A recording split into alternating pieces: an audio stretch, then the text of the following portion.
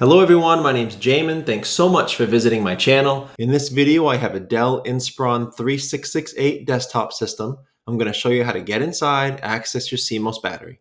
So first thing, power down your computer the correct way. Make sure it's off and unplugged from your power cord. So we're going to flip our computer over to access our back. We're going to take off this screw and this screw to remove this panel.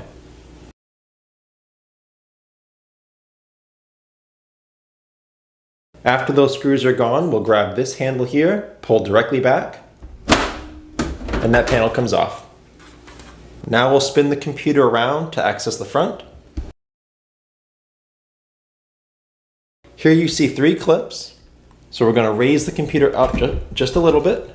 We're going to undo these 3 clips, and that comes right off. To open this up more so we can access the inside of the computer, you'll see this blue tab here that says pull. So you don't have to unscrew anything. There's no levers or switches. You just grab it and pull it open. As a general computer repair side note, guys, whenever I'm working on a computer in my shop, it's sitting on an anti-static mat.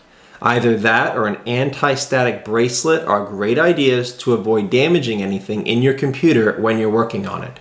If you would like any help with tools or supplies for your project, as well as any replacement or upgrade parts for this specific model computer, there will be a link above, also below in the description, and it will be a list of all those tools and supplies and replacement parts for this computer. This right here is your CMOS battery.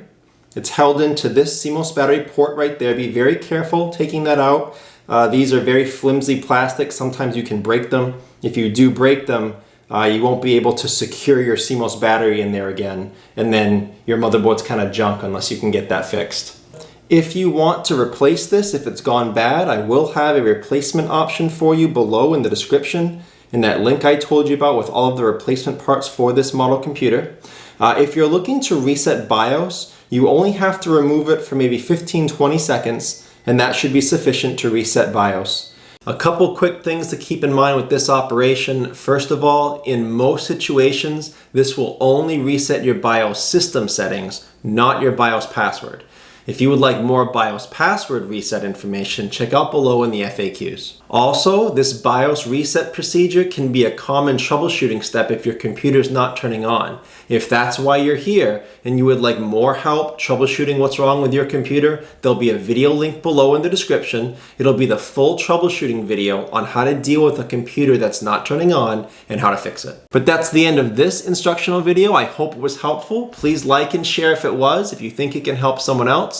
Feel free to subscribe if you enjoy DIY computer content, or if you want to keep me on hand to answer any future questions. I do answer all questions at least a couple times a day. Remember though, if you do have a question, check out the FAQs in the description first. It could save you some time waiting for an answer. Thank you so much everyone. I look forward to seeing you on my next video.